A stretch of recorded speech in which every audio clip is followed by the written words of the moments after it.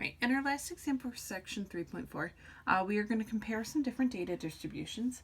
When we are comparing our data distributions, we are going to want to be sure if we're making comparisons between two totally different sets of data, that we actually want to use the same measure of center and spread for both distributions. So if we're comparing two different sets of data, we want to make sure we choose and we kind of go with either our mean and our standard deviation or our median and our interquartile range.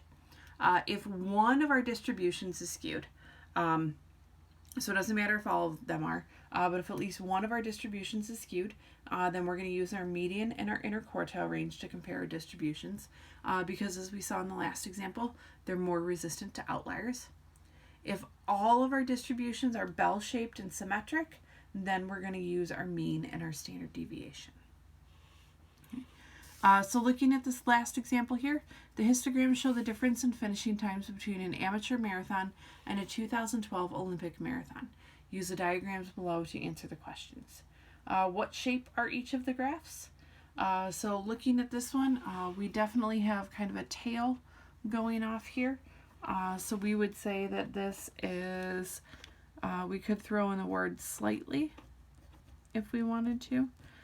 It's not as skewed as we've seen other ones, but slightly right skewed.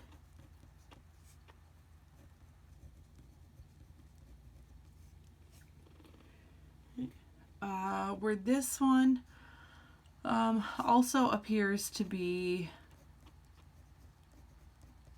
slightly right skewed.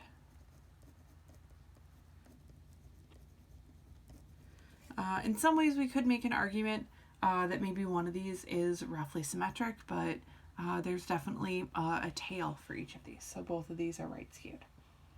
Right, should we use the mean and standard deviation, or should we use the median and interquartile range?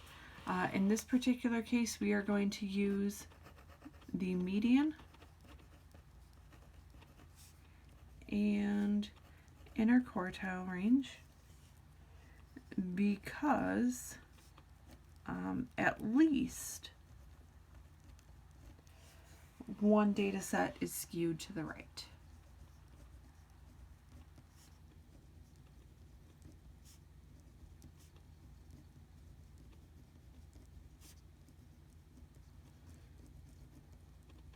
Right, so since at least one of our data sets is skewed, we're going to use our median and interquartile range because they are more resistant to our outliers. What kind of comparison can be made? If we actually look at the times that are listed on here, notice that they do have the same exact scale. These guys are much faster than those. So we could say that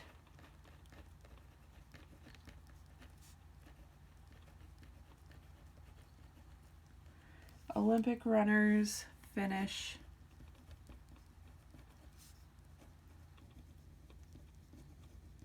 considerably faster. And we could include, since this graph is so much skinnier than that one, we could say with less variation or spread.